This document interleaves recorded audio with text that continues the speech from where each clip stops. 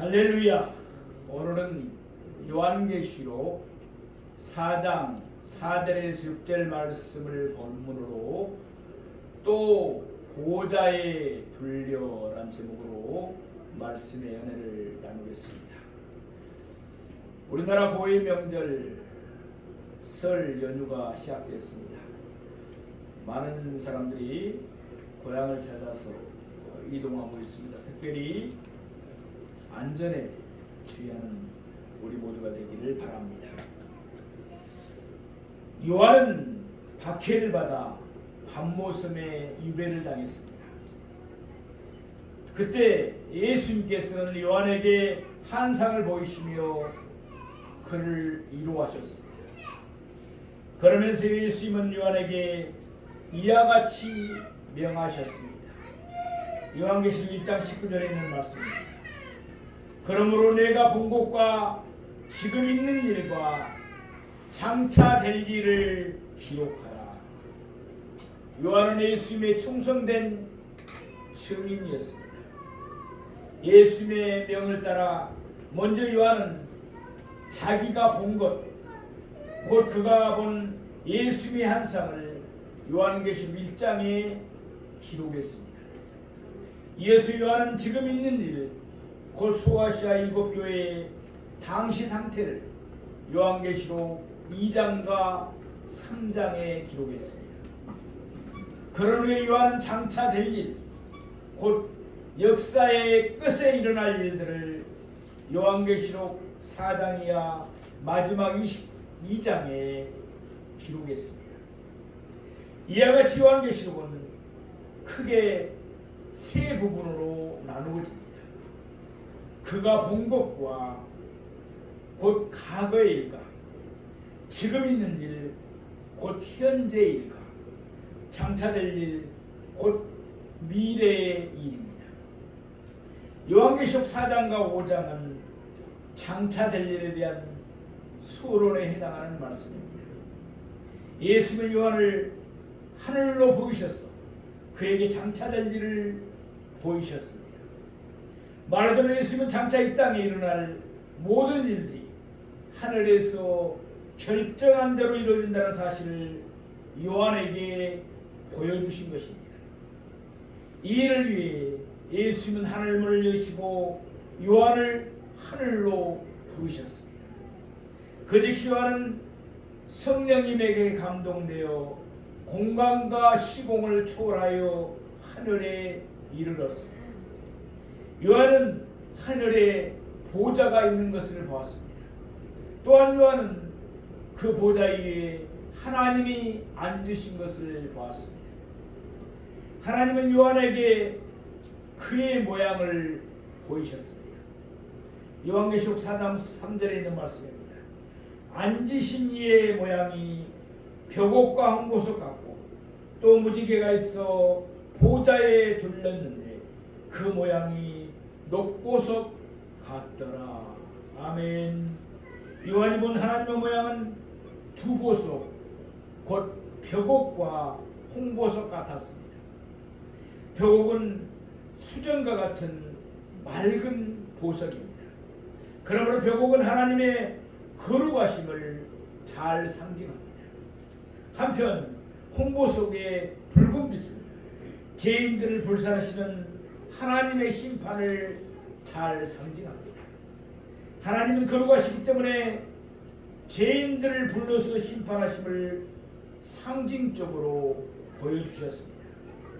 그러나 또한 녹보석과 같은 무지개가 보좌를 두르고 있었습니다. 무지개는 하나님의 언약을 뜻합니다. 그리고 녹보석은 하나님의 은혜와 긍휼을 잘 상징합니다. 하나님은 그의 언약을 기억하시고 심판 중에도 그의 백성들을 보호하십니다. 오늘 본문에서 요한은 그가 본 하늘의 광경을 계속해서 기록하고 있습니다. 오늘 본문의 각절은 또 보좌에 둘려 보좌로부터 보좌 앞에라고 시작합니다. 이렇게 하늘의 중심은 보좌입니다. 그럼 이제부터 오늘 본문을 세 대지로 나누어 자세히 상고해 보도록 하겠습니다. 첫째로 또 보좌에 둘려입니다. 우리 오늘 보면 요한계시록 4장 4절 말씀을 함께 보시겠습니다.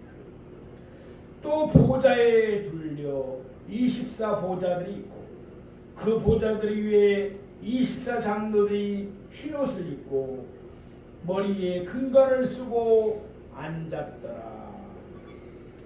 앞절에 기록된 대로 요한은 하나님의 보좌를 들고 있는 녹보수과 같은 모양의 무지개를 보았습니다. 이어서 오늘 본문에서 요한은 하나님의 보좌를 두고 있는 또 다른 것을 보았습니다.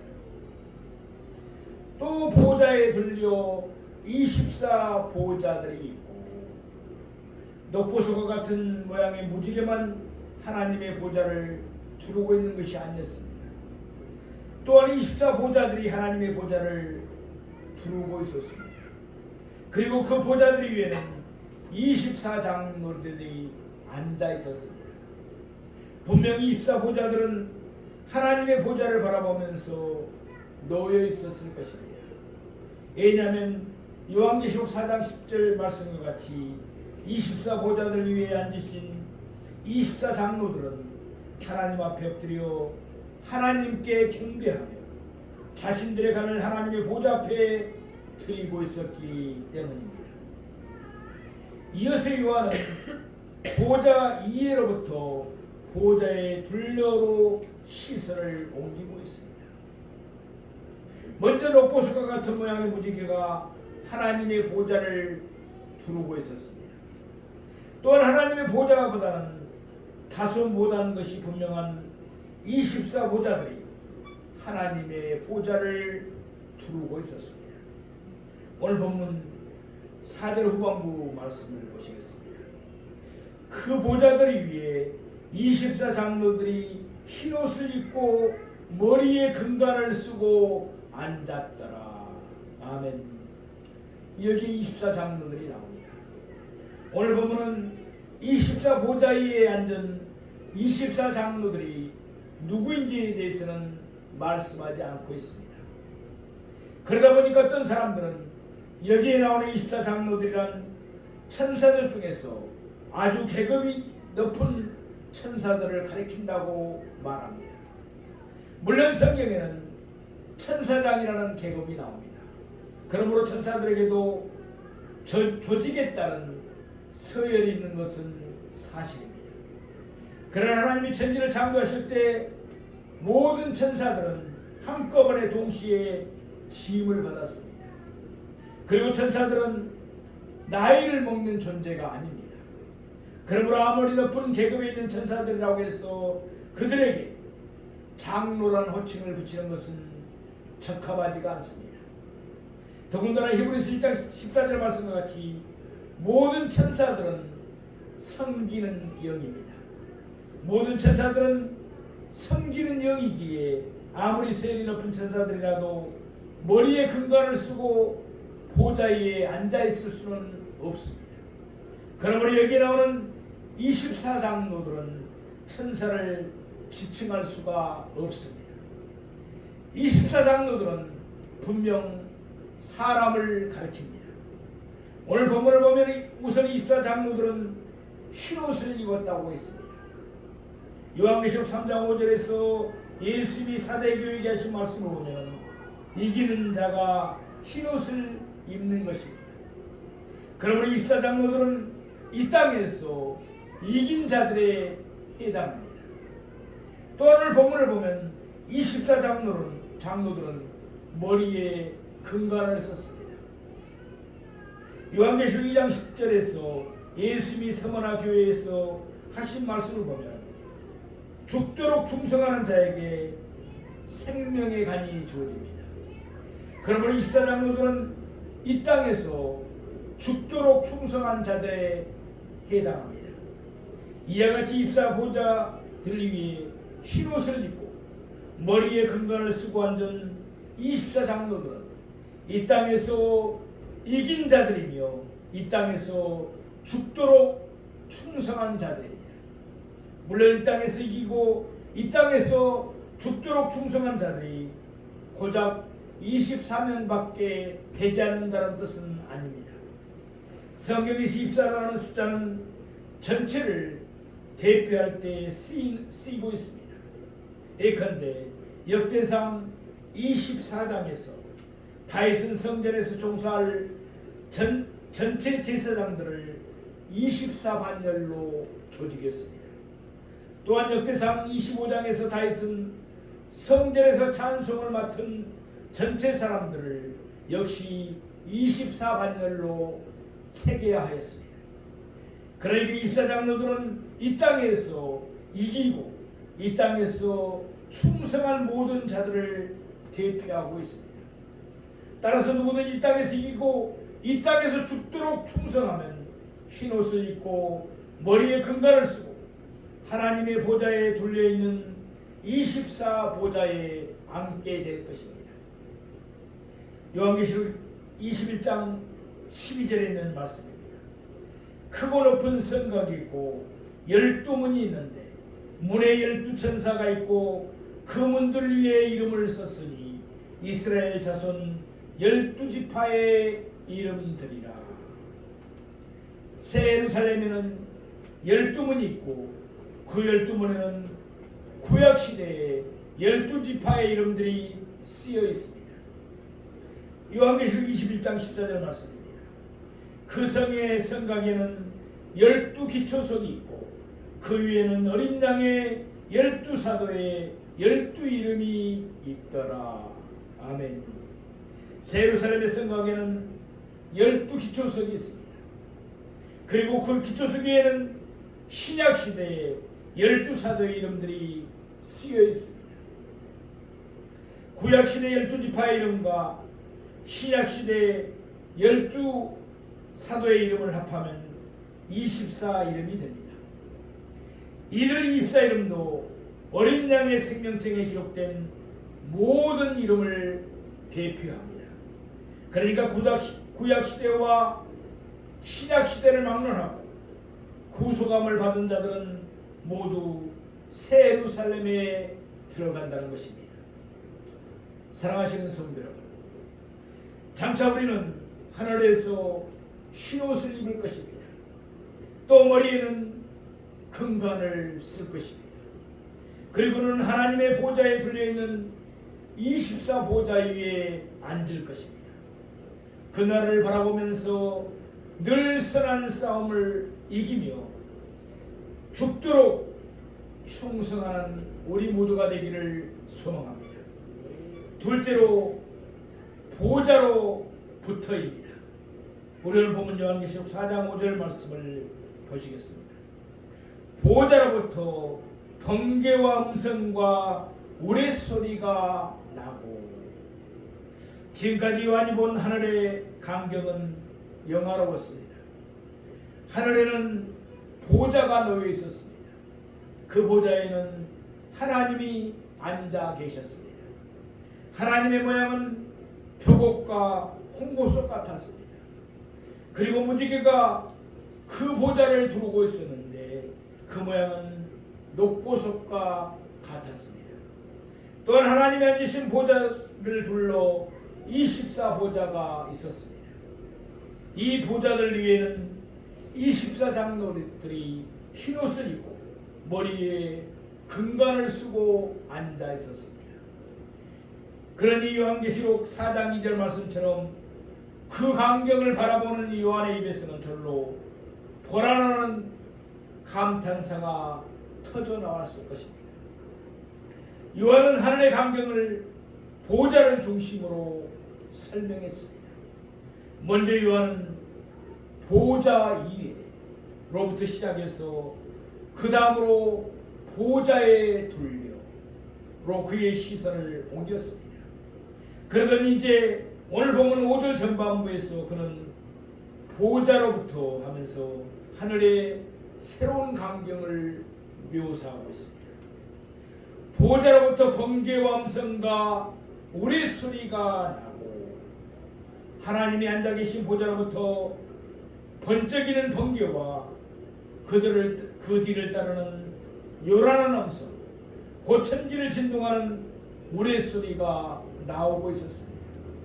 이는 분명 하늘의 영화로움에 장엄함을 더해주는 광경이었습니다. 물론 여기에 나오는 번개와 음성과 우레소리는 자연에서 일어나는 현상이 아니었습니다. 자연 현상일 경우에 을에 동반하는 구름이나 비나 우박이 없기 때문입니다. 여기에 번개와 음성과 우레소리는 하나님이 그 앉으신 보좌로부터 친히 발하시는 것이었습니다. 그러면 하나님의 보좌로부터 나오는 번개와 음성과 우레소리는 무엇을 상징하겠습니까? 이는 하나님의 진노를 상징합니다. 다시 말해서 장차 이 땅에 임할 하나님의 심판을 뜻합니다. 이 사실은 요한계시록 6장 이하에 나오는 하나님의 심판을 보면 분명해집니다. 요한계시록을 보면 먼저 예수님이 7인을 차례대로 떼실 때마다 이 땅에 심판이 말합니다. 그 후 천사들이 7 나팔을 순서대로 불 때마다 또 다른 심판이 주어집니다. 마지막으로 천사들이 7 대접을 각각 쏟을 때마다 역시 이 땅에 심판이 일어납니다. 먼저 요한계시록 8장 5절 말씀을 보시겠습니다. 천사가 항로를 가지고 제단에 불을 담아다가 땅에 쏟으매 우레와 음성과 번개와 지진이 나더라. 이는 어린 양이신 예수님이 마지막 7째 인을 떼실 때 이 땅에 일어날 광경을 묘사한 말씀입니다. 다음으로 요한계시록 11장 19절 말씀입니다. 이에 하늘에 있는 하나님의 성전이 열리니 성전 안에 하나님의 언약궤가 보이며 또 번개와 음성들과 우레와 지진과 큰 우박이 있더라. 이는 7째 천사가 마지막 7째 나팔을 불 때 이 땅에 일어날 광경입니다. 마지막으로 요한계시록 16장 17절에서 18절에는 말씀입니다. 7째 천사가 그 대접을 공중에 쏟으매 큰 음성이 성전에서부터 보호자로부터 나서 이르되 되었다 하시니 번개와 음성들과 우레소리가 있고 또 지진이 있어 얼마나 큰지 사람이 땅에 있어 온 이래로 이같이 큰 지진이 없었더라. 7째 천사가 마지막 7째 대접을 쏟을 때도 역시 같은 광경이 일어나고 있습니다. 장차 하나님은 3번에 걸쳐 연속적으로 이 땅의 심판을 내리십니다. 그때 각 심판인의 마지막 단계에는 어김없이 번개와 음성과 우레소리가 등장하게 됩니다. 그러니까 요한은 장차 이 땅 임할 하나님의 심판을 하늘에서 미리 보고 있었던 것입니다. 장차 하나님은 이 땅에 거하는 자들 곧 악인들을 심판하실 것입니다. 그때 이 땅에는 하나님의 진노를 상징하는 번개와 음성과 우레소리가 있을 것입니다.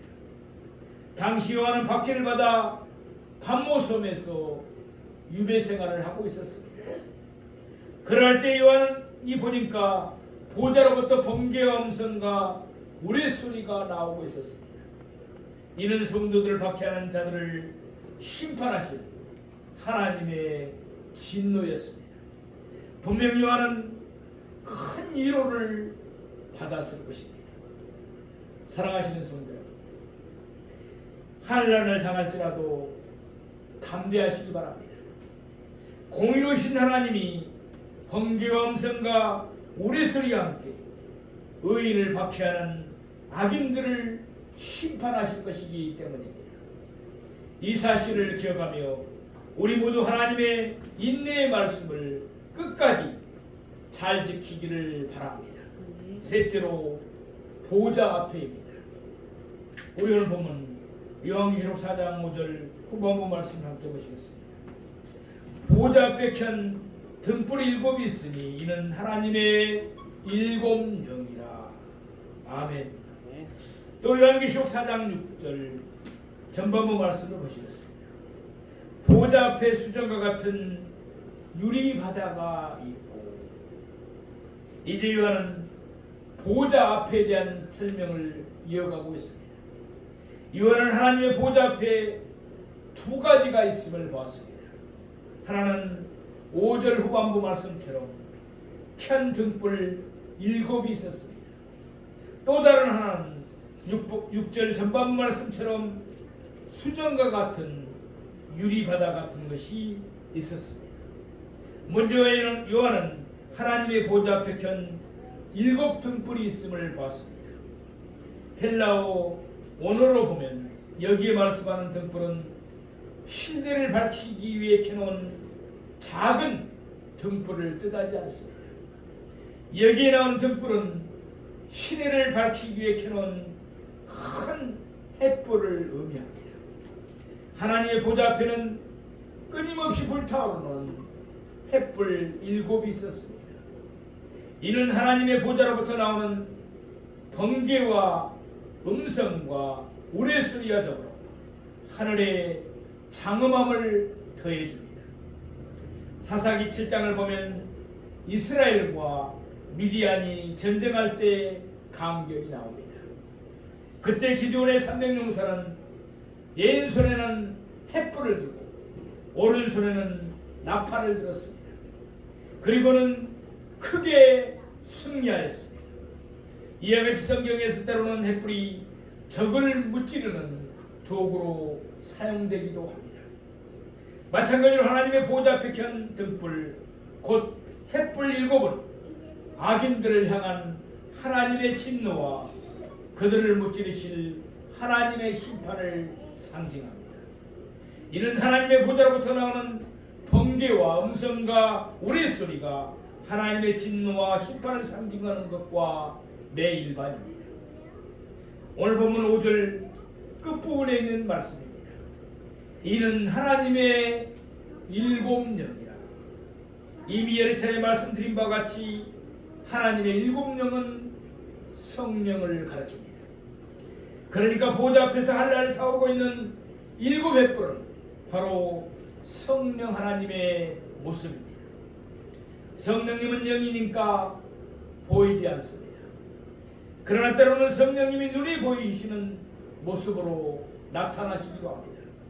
예컨대 성령님은 세례를 받으시는 예수님 위에 비둘기같이 임하셨습니다.